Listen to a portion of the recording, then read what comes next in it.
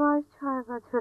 আমার প্রশ্ন হলো, কিভাবে আমরা নিজেরা দিন শিখবো যাতে আমরা অন্য মানুষকে শেখাতে পারি, আর আমাদের কোন মূল বিষয়টা ভালো করে জানা দরকার?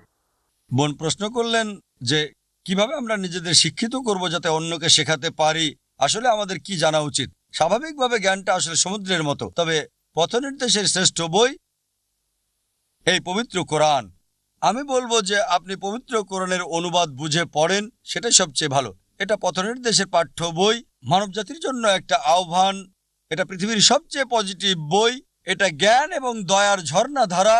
এটা উদাসীনদের প্রতি সতর্কবাণী, পথহারাদের পথপ্রদর্শক, সন্দেহবাদীদের সন্দেহ দূরকারী, দুঃখীদের জন্য সান্ত্বনা, হতাশাগ্রস্তদের জন্য আশা। পথ খুঁজে পাওয়ার জন্য শ্রেষ্ঠ বই হচ্ছে এই পবিত্র কোরআন।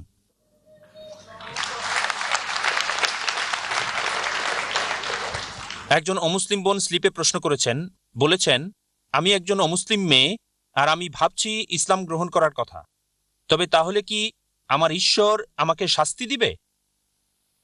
মাশাআল্লাহ, একজন অমুসলিম বোন ইসলাম গ্রহণ করতে চাচ্ছেন।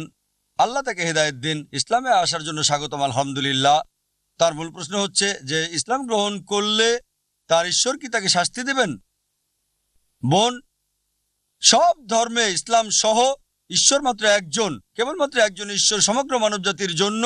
আলাদা কোনো ঈশ্বর নেই। মুসলিম বা খ্রিস্টান, হিন্দু, শিখ বা ইহুদিদের জন্য সবার জন্য এক ঈশ্বর। আর আমি একটা লেকচার দিয়েছি বিশ্বের প্রধান প্রধান ধর্মে ঈশ্বরের ধারণা। সব ধর্মে বলছে একজন ঈশ্বর, তার কোনো প্রতিমূর্তি নেই, কেউ তাকে জন্ম দেয়নি, তিনি সর্বশক্তিমান, তাই আল্লাহ একজন। আপনি যদি ইসলাম গ্রহণ করেন, সব ধর্মই বলছে, যদি পড়েন, সব ধর্মই বলছে যে নবী আসবেন একজন, যার নাম হবে মুহাম্মদ।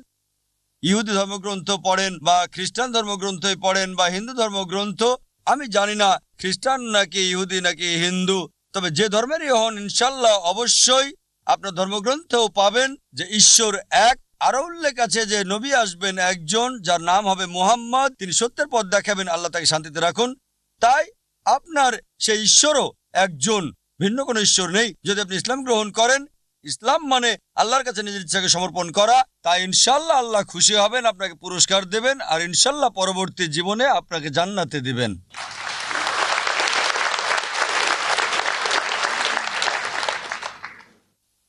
তিনি বলেছেন যে কোরআনের কিছু আয়াত অন্যগুলো দ্বারা বাতিল হয়েছে। এগুলোকে কি অসঙ্গতি বা কন্ট্রাডিকশন বলা যায় না? যেমন অধ্যায় 4 আয়াত 15 বাতিল হয়েছে অধ্যায় 24 আয়াত 2। বোন একটা প্রশ্ন করলেন, তিনি অমুসলিম। প্রশ্ন হলো কোরআনের কিছু আয়াত যেগুলো বাতিল বা সাংঘর্ষিক, যেগুলো বাতিল করা হয়েছে, এর মানে এই যে এগুলো সাংঘর্ষিক।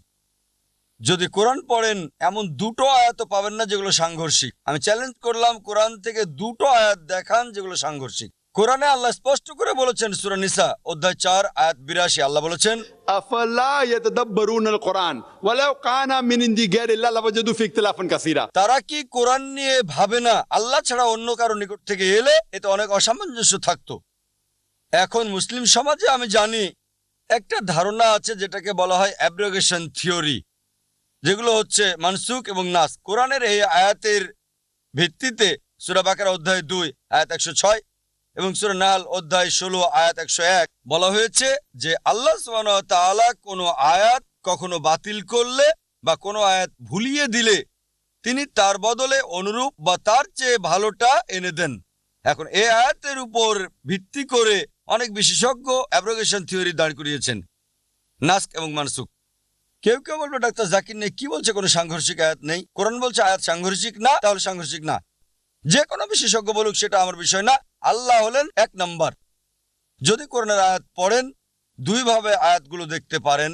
একটা হচ্ছে যে আয়াতগুলো হয়তো আগের ধর্মগ্রন্থ নিয়ে বলছে, হতে পারে তাওরাত, হতে পারে ইনজিল। তাই আল্লাহ বলেছেন, আমি কোনো আয়াতকে বাতিল করি না, আল্লাহর নিদর্শনকে আগের গ্রন্থের আয়াতগুলো ভুলিয়ে দেওয়া হয়েছে, তবে ভালো আর অনুরূপটা তাদের দেওয়া হয়েছে।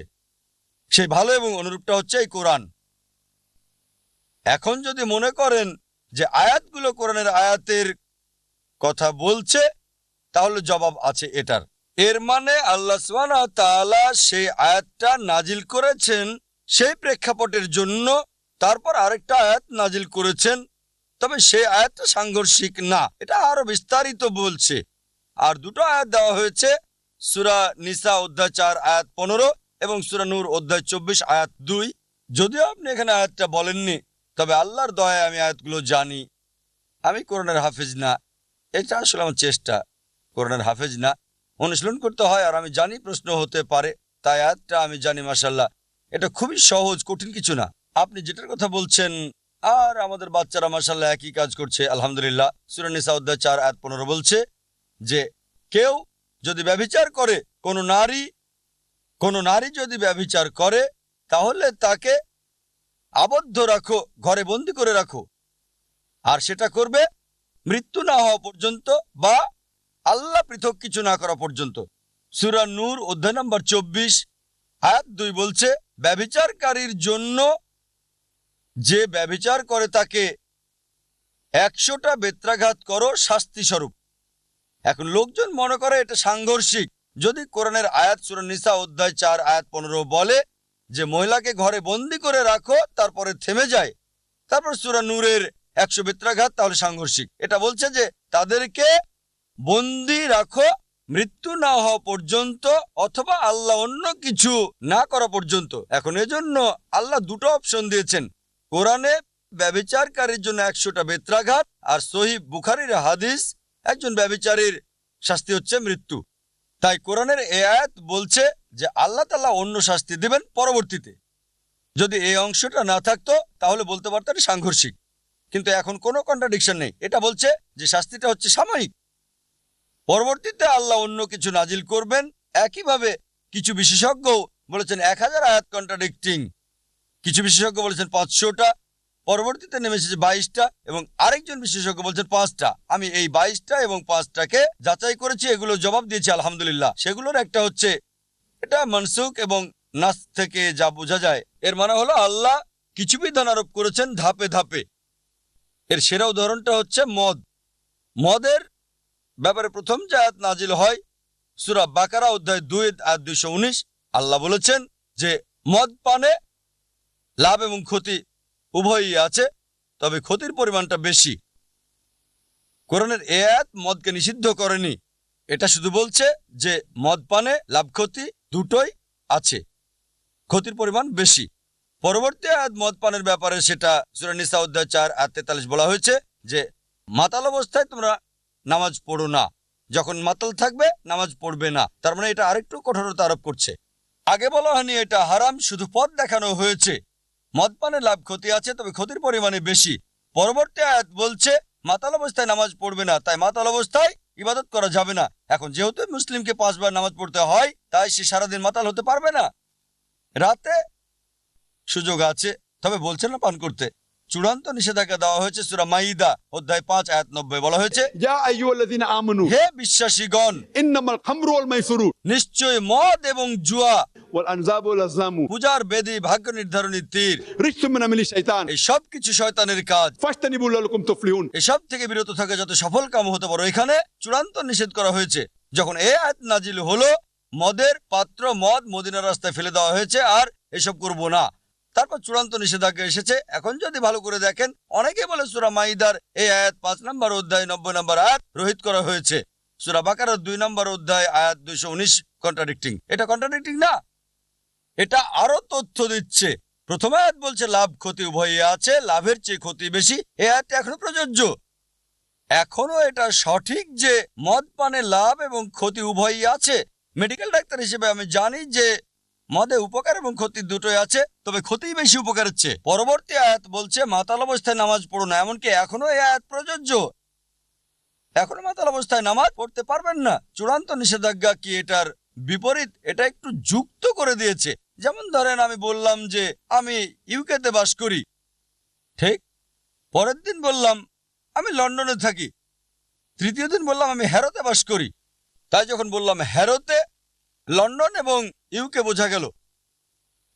তবে আমার প্রথম উত্তর ইউকেতে বাস করি ছিল সাধারণ, তারপর আরো নির্দিষ্ট যখন লন্ডনে থাকি, আর হ্যারোতে বললাম এটা একেবারে সঠিক। এটা আর প্রথম কথা সাংঘর্ষিক না। তাই সর্বশেষ নিষেধাজ্ঞা যে মদ হারাম, এটা সাংঘর্ষিক না যে মদের মাঝে উপকার এবং ক্ষতি উভয়ই আছে, তাই কোনোভাবেই না।